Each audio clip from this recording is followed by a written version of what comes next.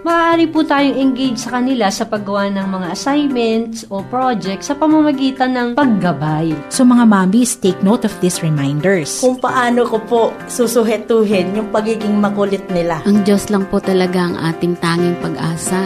Huwag po tayong gumive up. Ang programang inyong kaagapay sa paghubog ng mga pusong ina. Moms at Heart.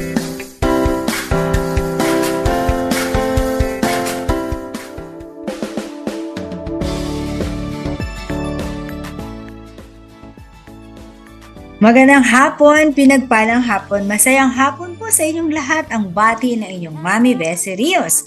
Welcome po sa ating programang Moms at Heart at tuloy-tuloy po tayo. Ngayon po ay huling Sabado na ng buwan ng November at ang ating pag-uusapan ay patungkol pa rin po sa ating Raising Kingdom Kids. Dito po ay mula naman sa isang agency, Awana Philippines, na mag-share po sa atin ng mga bagay-bagay patungkol sa paano nga po ba naging makatotohanan ang mga bagay-bagay patungkol sa Raising Kingdom Kids sa kanila pong mga programa. Dahil sila po ay isang organization, in fact, ang tawag po nila ay mga Awana Clubs.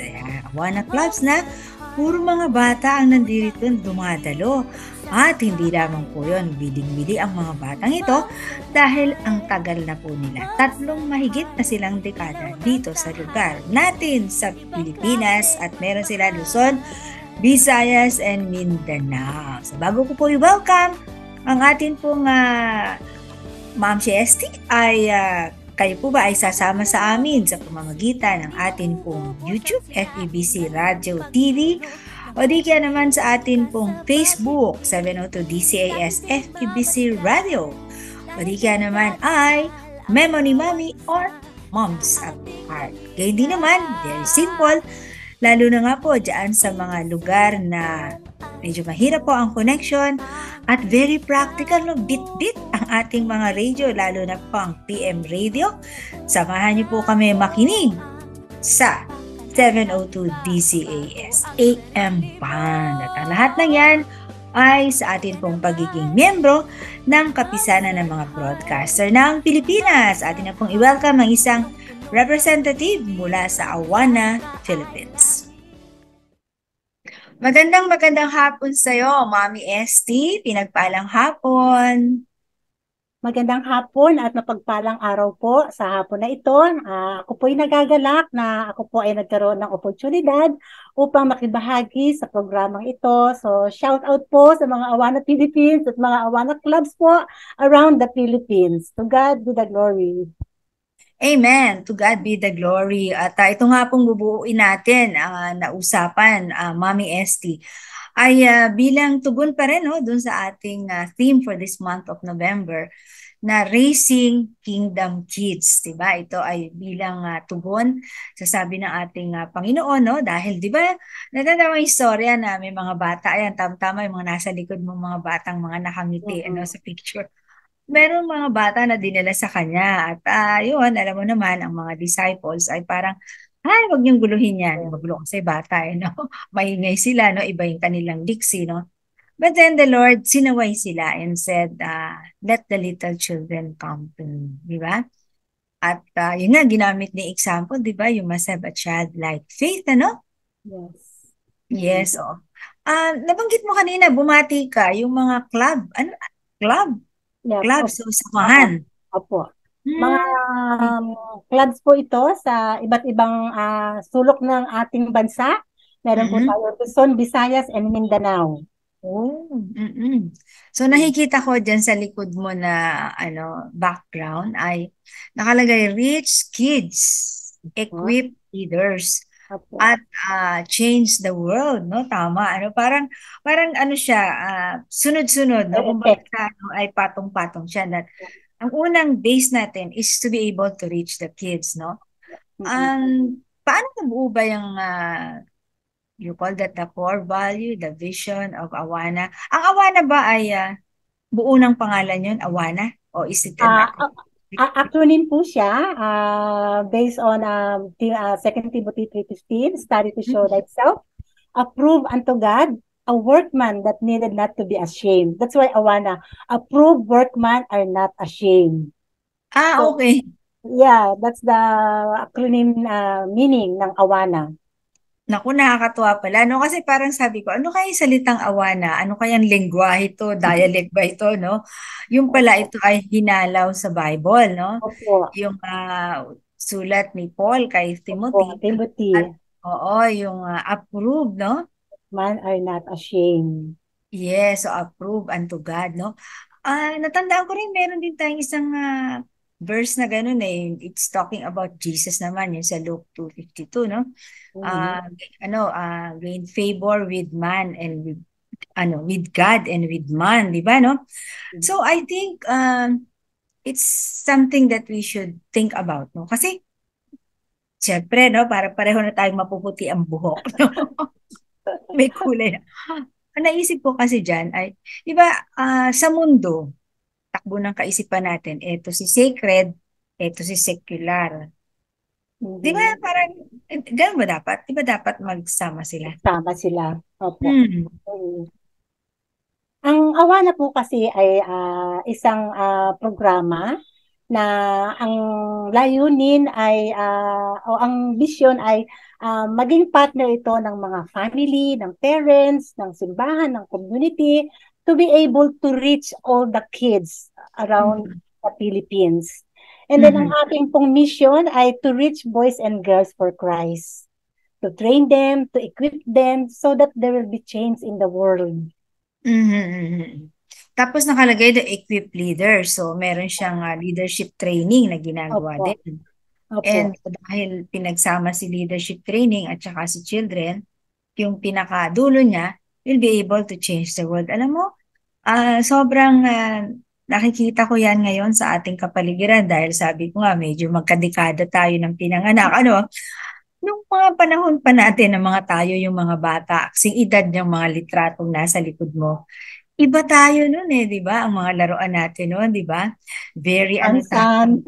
Yes, oo. Tsaka creative tayo sobra sa mga kung ano-anong bagay na mga nasa paligid, no? Oo.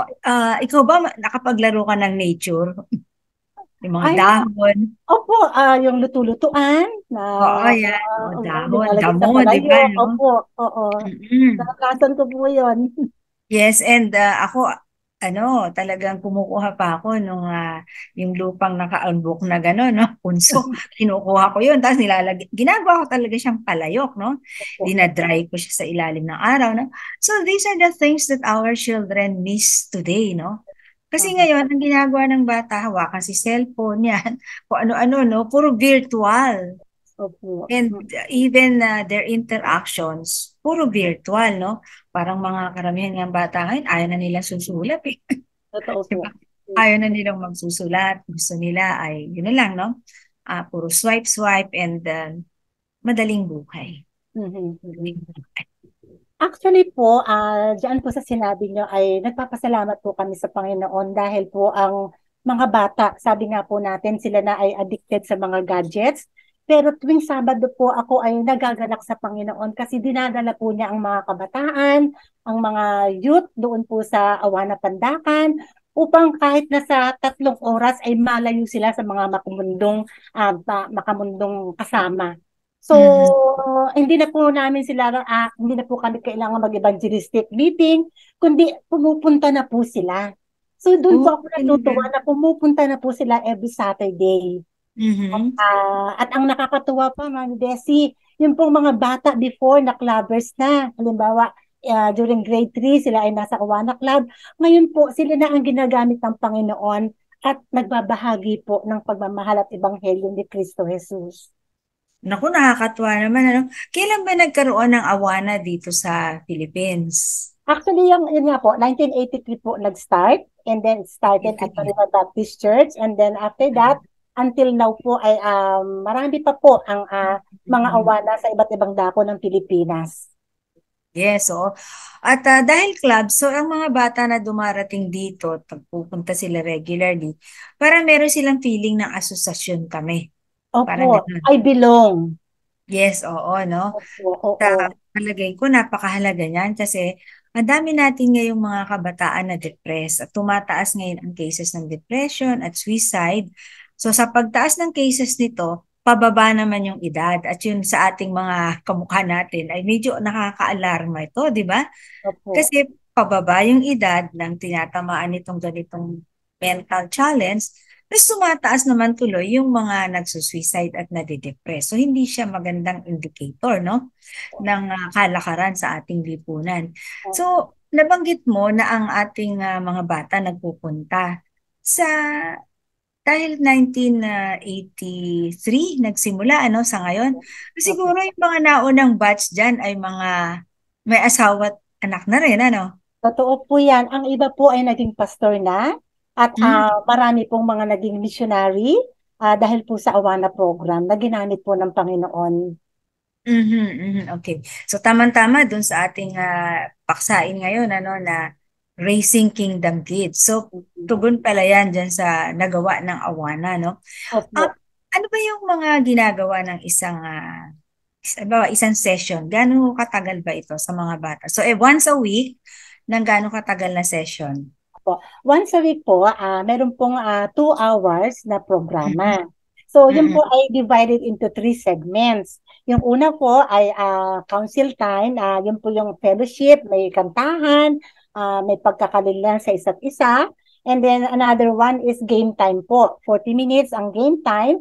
And then 40 minutes again for the small group, kung saan na ipapaliwanag sa kanila ang lesson, ang mga memory verses, at lalong mapalapit sila at lumalim sila sa kanilang relasyon sa Panginoon. Okay. So yung unang simula, parang medyo ano lang siya, yung parang mga masasayang Kantahan, game. opo, kantahan. Oo, Games, no? May contest. may games po sila. So, may prize yung the best team.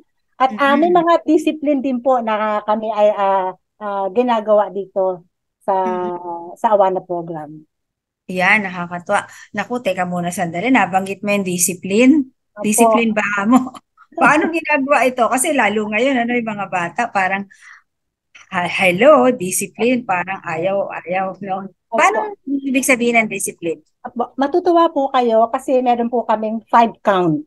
Yung pong 5 count, pag nagbilang na po ang leader, ibig sabihin kailangan nilang tumahimik kasi magulo na sila.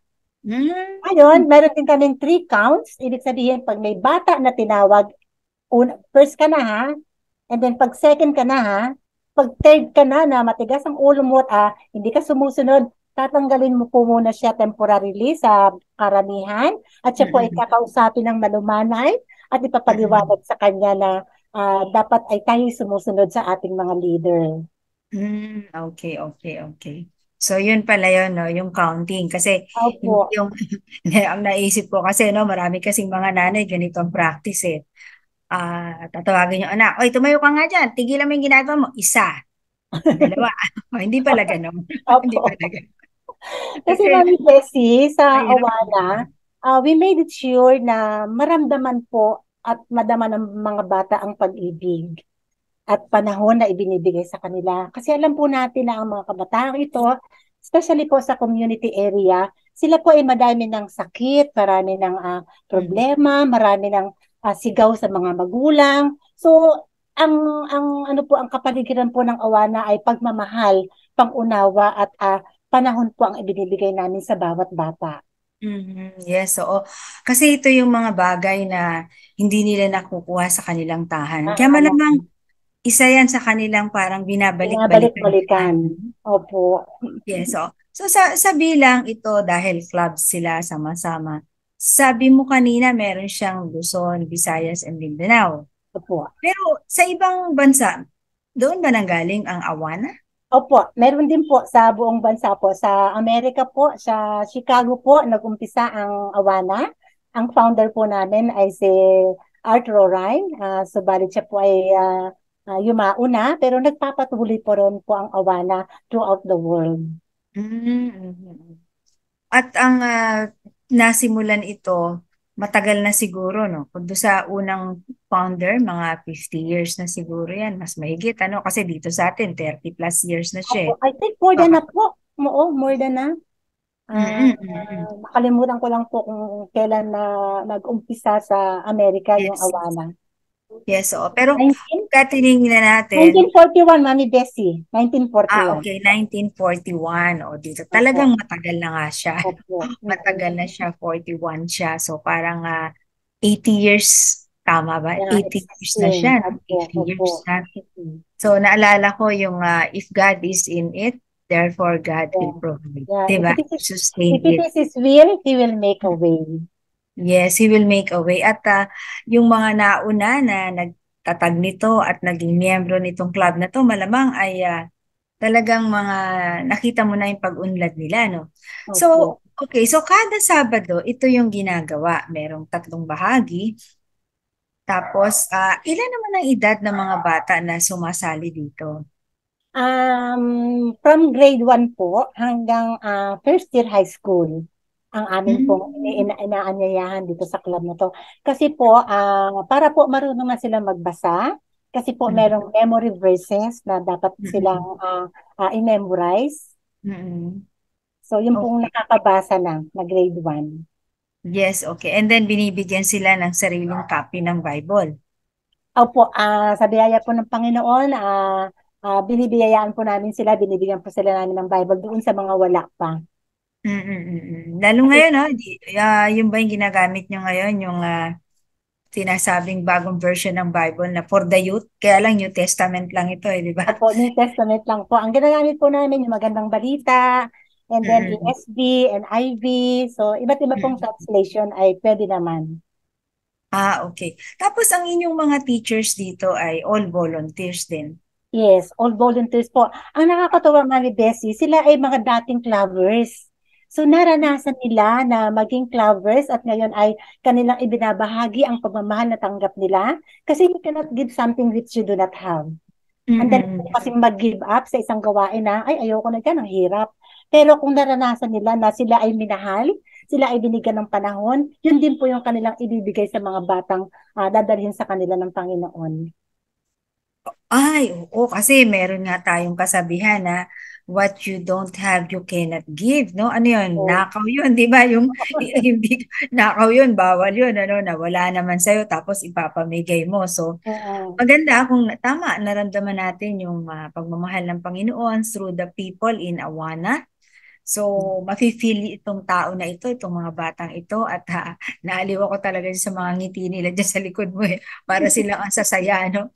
And, napakasasaya po nila, lalo na po pag game time, at Mami Bessie, meron pang isa, may feeding din po kami na after ng programa, ay nakakatanggap sila ng merienda. Nakakatuwa, Mami Bessie, may isang bata lumapit sa akin. Nanay ST, because they called me Nanay ST. Nanay ST, alam mo yan si Hana, umaatin lang yan dahil sa lugaw o dahil sa siyempurado. Sabi ko, bayaan mo, ididagdagan natin yung lugaw para marami pa tayong batang makakasama. So, bahagi po yan ng programa na kami po ay nagpapakain ng mga bata. Yeah, nabanggit mo yan, ano? Yun ang isang bagay na makatotohanan sa isang bata, no? Kasi nung last Saturday, yung usapan namin, meron kaming binuo na salitang fetus, no? Kasi sinabi doon yun yung mga traits ng bata, no? Tapos yung sinabi nga doon na isa sa mga trait ng mga bata, yung bang very truthful sila, no? Hindi nila itatako, no? Oo, yung hindi kamukha ng isang adult, no? At yun, malamang kung gano'n yung bata, tinuruan ng adult, di ba? Pero yung bata mismo, talagang walang preno, no? Kita mo, sinabi sa'yo, umaten lang dahil sa lugaw. But really, true naman yan, ano? And even some parents would really send their children dyan para makakain, ano? Pero ang nakita ko rin dyan, ano, since we share the Word of God, it will never come back void. Yeah. Kasi po ang salita ng Panginoon is sharper than any other sword. Makapangyarihan po ito na pitubok sa kanilang puso. At yun po yung legacy na aming pong pinagpapasalamat sa Panginoon na ito po ay nagpapatuloy. Yes, oo. Naisip ko lang din, no? Kasi 6 years old yung mga bata, tapos hanggang first year, no? So, mga hanggang 11 or 12 ang edad nila, no? So, yung inyong lesson ay iba-iba bawat level. Opo, kaya nga po hiniwalay namin ang grade 1 to grade 3 at saka grade 4 to grade 5. Yan po ay magaganap sa discipleship, sa small group. Pero dun sa mga games, sama-sama muna sila. Sama-sama din po sila. Oo. Okay, so pag nagkaroon na sila ng Small group. sharing, yung Opo. sharing of the word, saka Opo. sila magkakanya-kanya. So Opo. you do this saan? Sa isang church, barangay center, saang lugar? Ito po ang nakakatuwa, Mami Bessie. Ang Awana po ay open sa lahat po, sa bawat iglesia. Ito po ay aming ina-offer. Nagtitrain po kami ng mga leaders, ng mga workers, ng volunteers. At ito din po ay aming binabahagi sa mga community. Katulad nga po ng Awana Pandaka na isang community lang po, sa ilalim lang po ng garahe, nagaganap. Pero doon po sa garaheng ito ay marami nang nakakilala sa ating Panginoon at sila ngayon ay nagtuturo na. Meron na pong ripple effect na naganap for the past 13 years dito po sa isang club ng Awana Pandakan. Laki na, no? Matagal-tagal na rin, no? 13. So, mga bata doon ay nagsilaki na sila. So, you do partnership sa gobyerno, kung halimbawa itong barangay na ito, no? Kasi alam no, sa ating pong mga momshies at mga iba't iba pa po na kasama dito sa ating programang Moms at Heart ay pwede po kayo sigurong mag-inquire, no? Sa Awana, madali lang makontak, Google, ayan. Opo. Telephone number doon, ano? Tawagan lang po kami at kami po ay handa na ibahagi po ang programa na ito upang tayo makapagbahagi ng pagmamahal at ebanghelyo ni Jesucristo.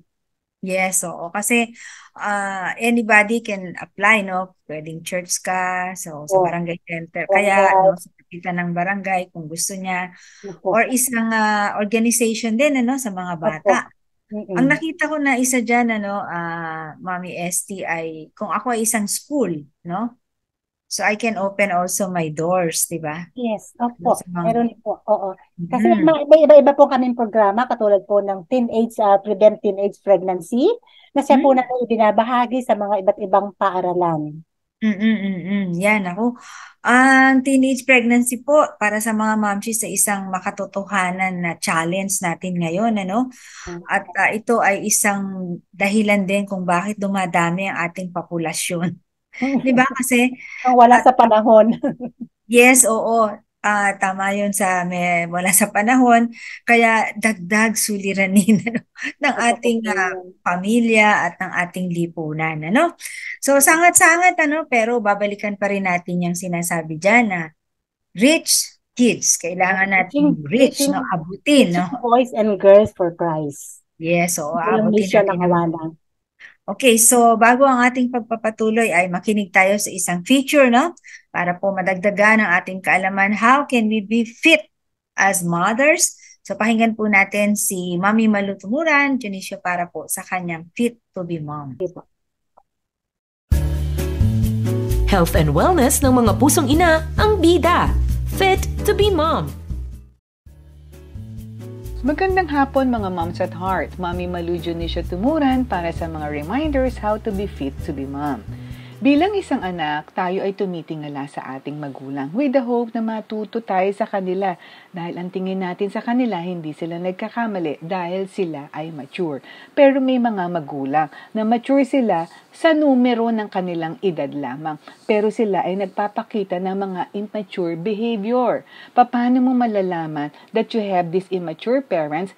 Oftentimes they act out because they are desperately trying to fill an emotional void. Gagamitin nila ang kanilang mga anak trying to fulfill this connection. Napakahirap nito para sa isang anak. This will be very frustrating.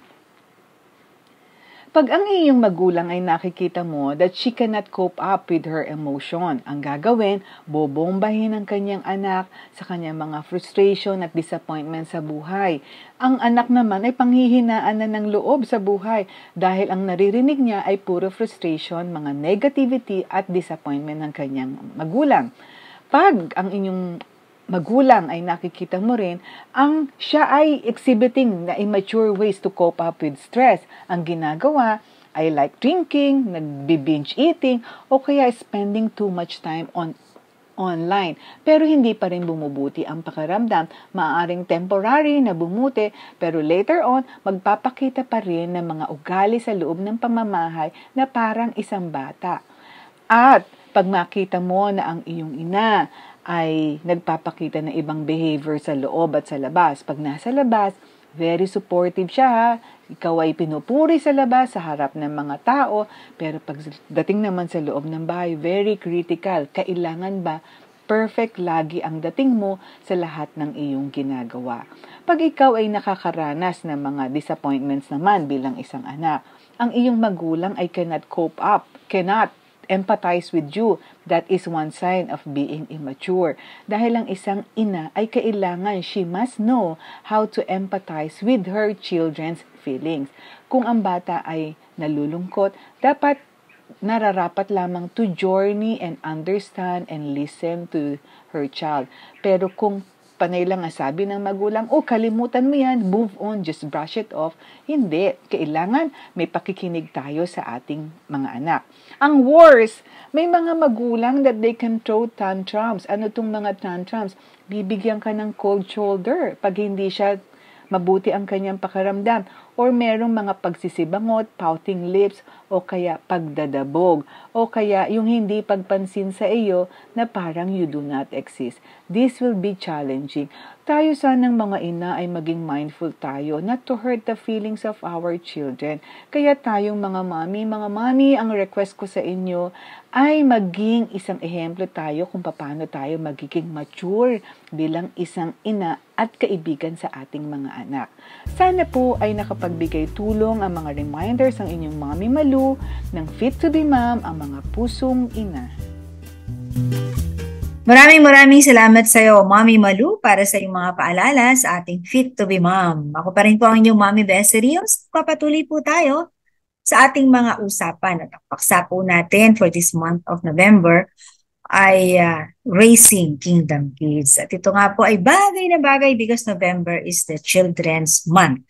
Kasama ko po ang isang bagay na bagay din na mag-share sa atin dahil siya po ay kasama at isa rin sa tagapanguna dito po sa Awana, Philippines na atin pong tinatalakay ngayon, kung saan kitang-kita po kung paano nahubog ang ating mga bata. And thus, sila po ngayon ay mga umangat na at umakyat na po to become Kingdom Kids, si Mami ST. So, Mami ST, no, para sa ating mga late tuners, can you give us a brief a description? Ano nga ibig sabihin ng Awana? Alam ko, tinti. Approved workmen are not ashamed. Okay, approved workman and are not ashamed. Workmen are not ashamed. Okay. So, dapat may tatakang approve. Yeah. Approve. Yan. Approve unto God and unto man. Yan, no? Kaya yung sabi natin kanina, hindi pwedeng ito ako sa sekular, ito naman ako sa aking sa spiritual. Hindi pwede yun. Dapat magkasama. Kaya anuman ang ating ginagawa. So, kung ikaw ay estudyante, ay dakip sa iyong mga ginagawa ang gawain na dapat ay nakapagbibigay luwalhati sa ating Panginoon. At lalo na nga po sa ating mga momshies, no, na napakarami po nating hamon sa buhay at ilaw tayo ng tahanan, ay dapat po kitang-kita sa ating buhay yung sinasabing ito po ang Panginoon sa atin. Ayan. So, gusto kong tanong sa'yo, dahil 38 years na ang Awana dito sa Philippines, di ba? At kanina, sabi mo, 1941 pa siya nag-start, no, abroad. At purihin si Lord dahil nadala siya rito sa Philippines and all over the Philippines. Clubs pala ito, no? Na hindi lang ito church-based, hindi lang ito barangay, kung hindi kahit sino na merong kampanya, Reach the Children. At yung pong Reach the Children na tinatawag using this Awana program, ay hindi po ito yung Reach the Children through mga kung ano-anong pangako. Di ba kasi minsan ganyan na-entice yung mga bata, no? Sumali ka dito, pag sumali ka rito, magiging ganito ka na agad, di ba? But here, ang ginagamit ay ang salita ng Panginoon. So, ang gusto kong itanong ay ang mga bata ay under pa sa mga parents. Yes. So, meron ba itong kapartner na program sa parents. Opo, actually po, nakakatuwa po kasi inuumpisahan po, at sasabihin ko po yung nangyari sa Awa ng Pandakan. Kami po ay nagtipon-tipon ng mga nanay ng mga batang ito at sila po ay binahagi na ng salita ng Panginoon at nagkaroon po ng Bible study at purihin po ang Panginoon kasi may mga magulang po na tumanggap at ngayon ay naging miyembro na ng mga iglesia at nagpapatotoo na po patungkol sa ating Panginoon. So, napakaganda po ng partnership, especially Mami Bessie, nitong pandemya. Ito po ang ginawa ng Panginoon sa Awana. Kami po, dahil ang mga bata po ay hindi pwedeng lumabas, ang mga magulang po ang aming minute. Minimit po namin sila, of course, with the health protocols.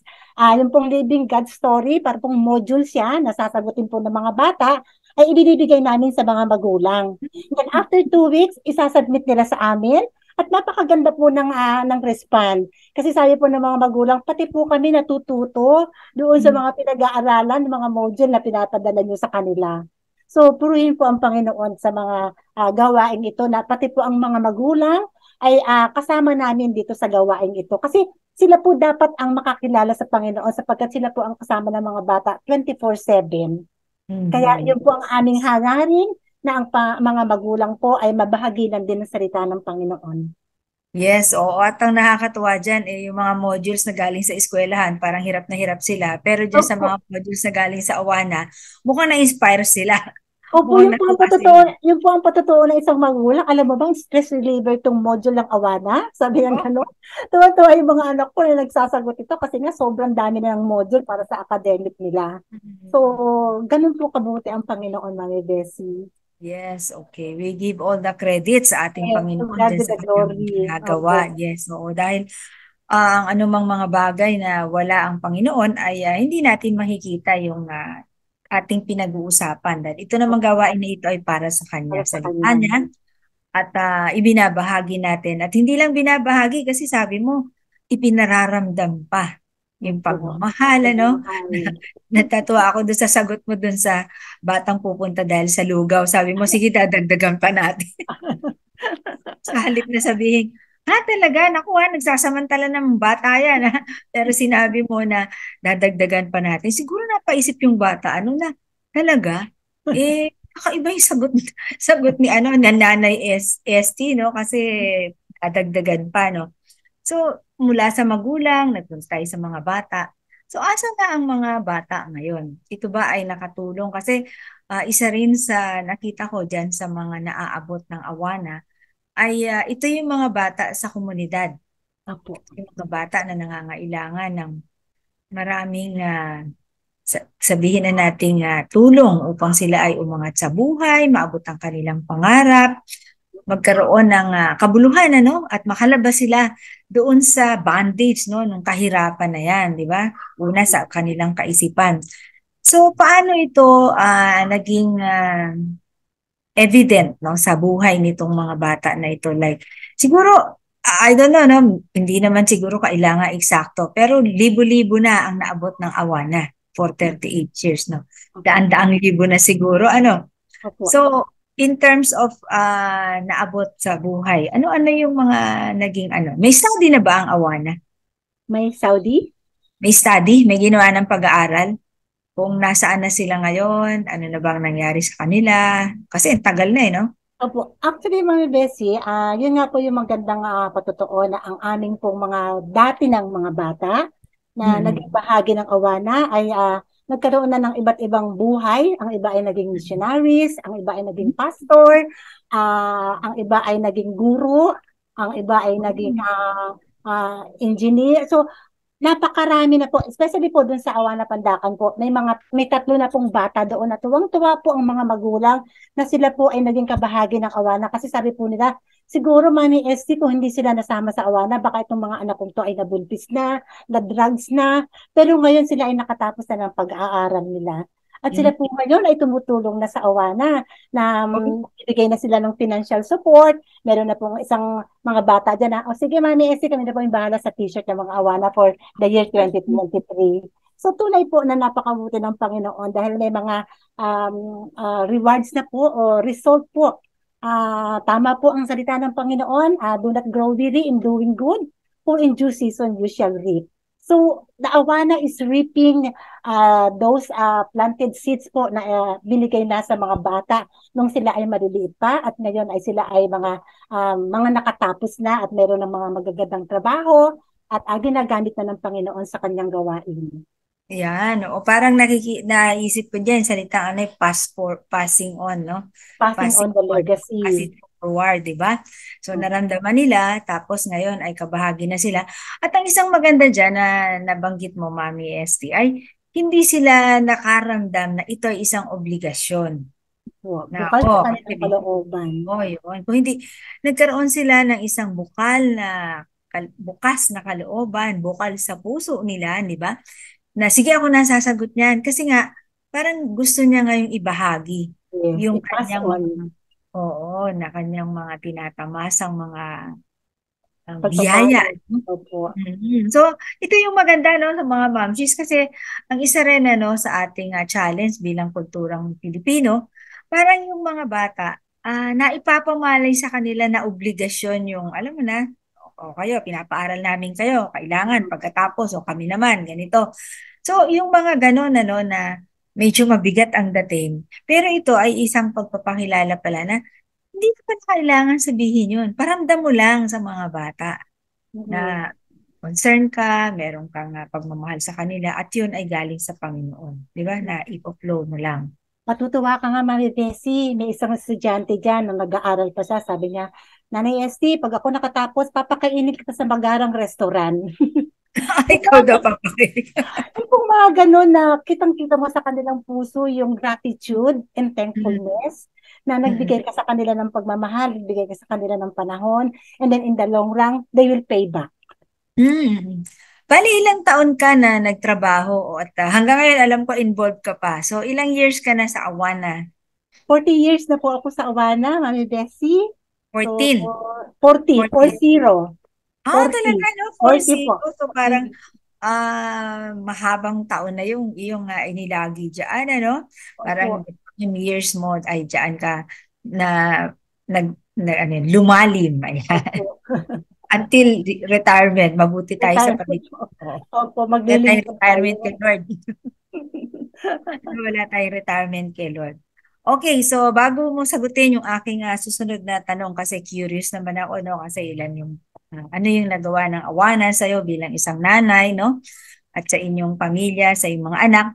Pero bago yan ay tawagin muna si Mami Weng Del Rosario para sa ating heartbeat portion. Heartbeats. Heartbeats. A heart that believes in the Spirit. Purihin ang Diyos sa panibagong Sabado na ipinagkaloob sa atin.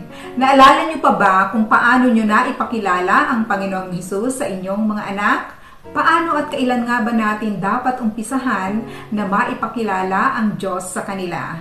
Mainam na mag-umpisa po tayo sa murang edad pa lamang nila. Mga 3 taon ay maaari nang i-introduce ang Word of God. Unang hakbang na maaaring gawin ay ang pananalangin na kasama ang mga bata. Gawin ito bago matulog sa gabi. Tanungin ang mga bata kung ano ang nais nilang ipagpasalamat at ano din ang nais nilang hilingin sa Diyos. Gawin ding manalangin tuwing kakain, nang sa gayon ay malaman din nila na dapat palang ipinagpapasalamat ang mga pagpapala sa atin ng Diyos. Pangalawa, mamuhay tayo bilang isang tunay na tagasunod ng Panginoong Hesukristo. Mahusay manggaya ang mga bata, kaya dapat tamang kilos at pananalita ang makopya nila mula sa ating mga magulang. Pangatlo, gabayan ang mga bata sa tamang panunuorin sa YouTube. Effective ang panunood ng mga Bible stories sa video.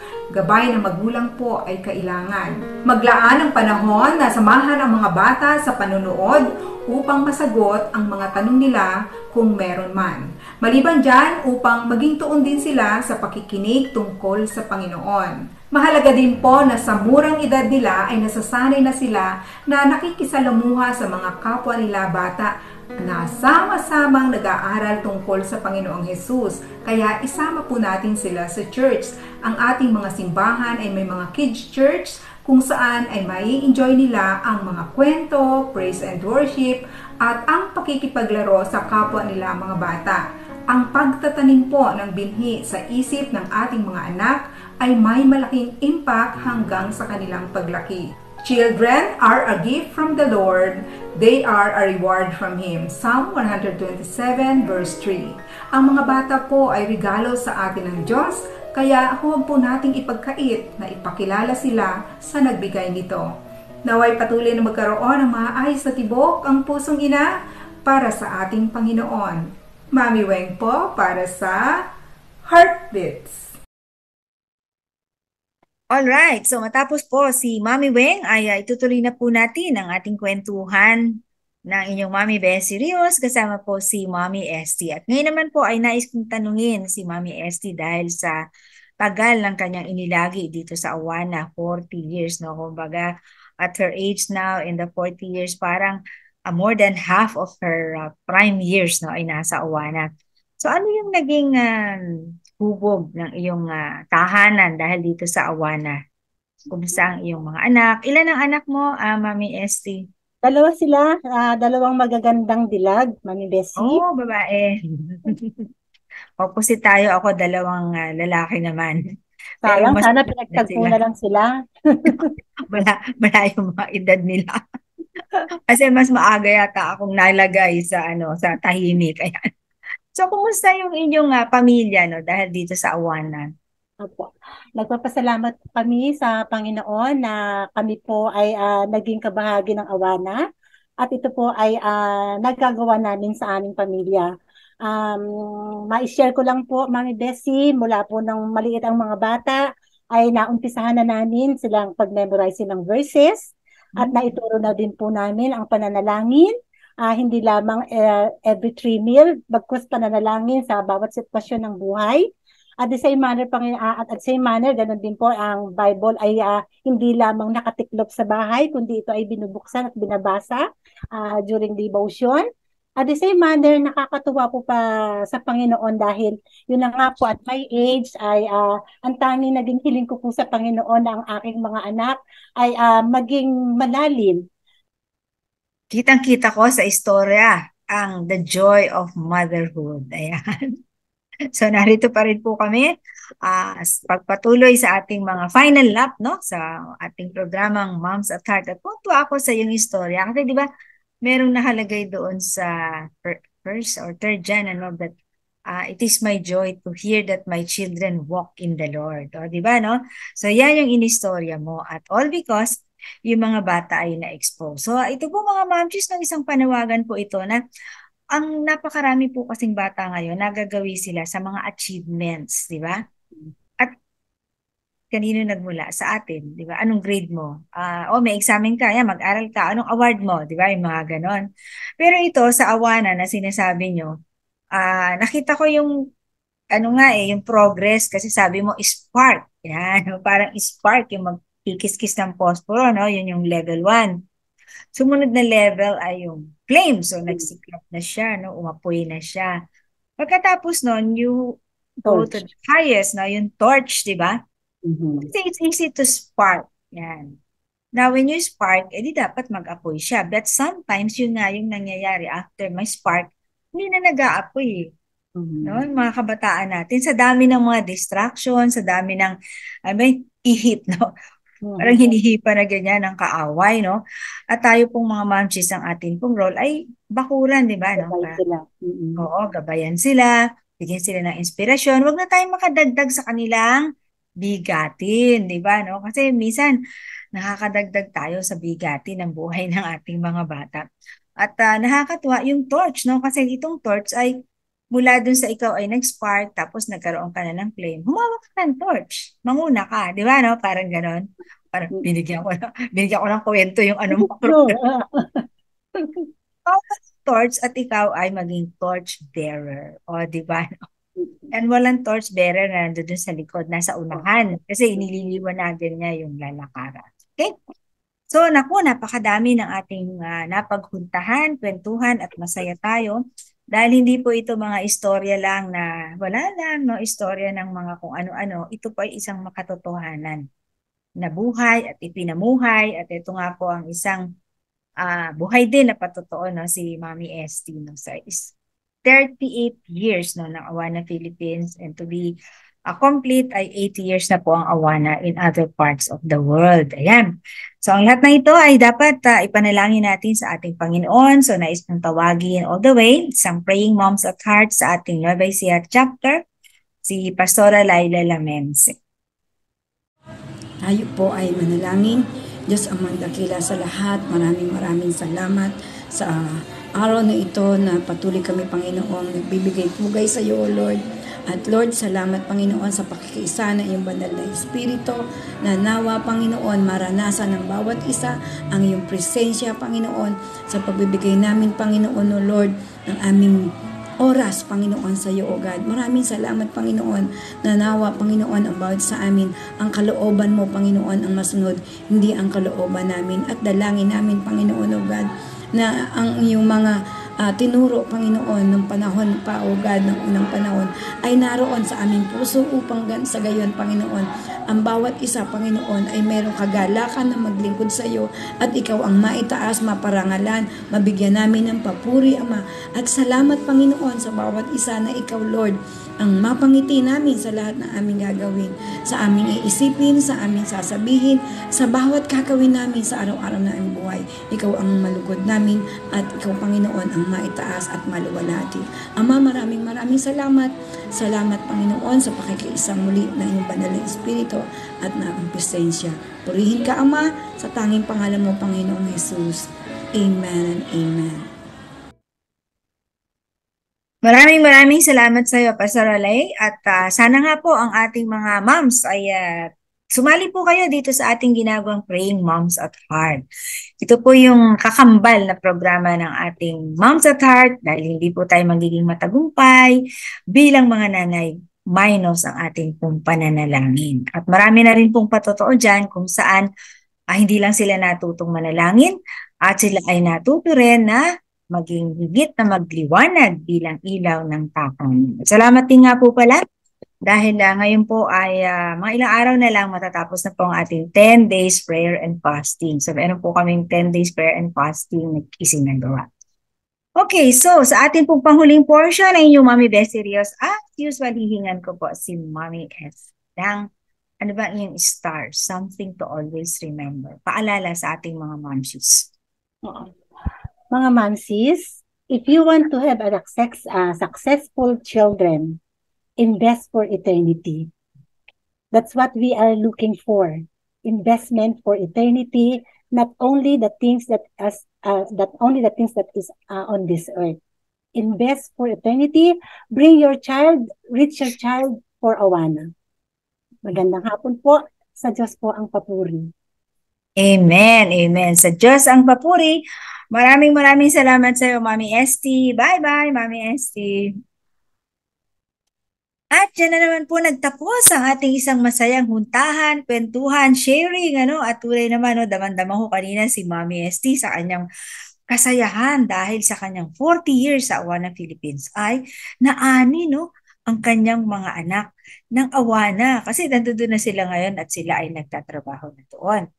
At ganoon din naman, ang saya-saya at ang sigla-sigla ng kanyang sharing patungkol sa mga naabot ng mga bata na nagmula dito sa Awana. And take note, very touching, sila po ay nagbo-volunteer na para sa mga gawain ng Awana Philippines. At hindi lang po yung services, hindi lang sila nagtuturo, meron din pong nagbibigay ng mga financial na suporta para po ang mga dati ay batang katulad nila ay maging kamukha nila ngayon na naging professional, pastors, missionaries, at kung ano-ano pa po. Salamat po sa inyong pagsama sa amin. Sana nga po ay nahubog ang inyong mga pusong ina, ang ating mga pusong ina, dahil sama-sama po tayo nag-aaral sa ating programang Moms at Heart. You have heard it, you have listened to it over FEBC Radio TV, you have viewed it sa ating mga Facebook po, Memo ni Mami, Moms at Heart, or 702 DCAS FEBC Radio. O di kaya naman ay very simple, nakinig po tayo sa 702 DCAS AM Band. At lahat na yan po through ating membership sa Kapisanan ng mga Broadcaster ng Pilipinas. Ito po ang inyong Mami Bessie Rios, isang maganda, pinagpala at masiglang hapon po sa ating lahat.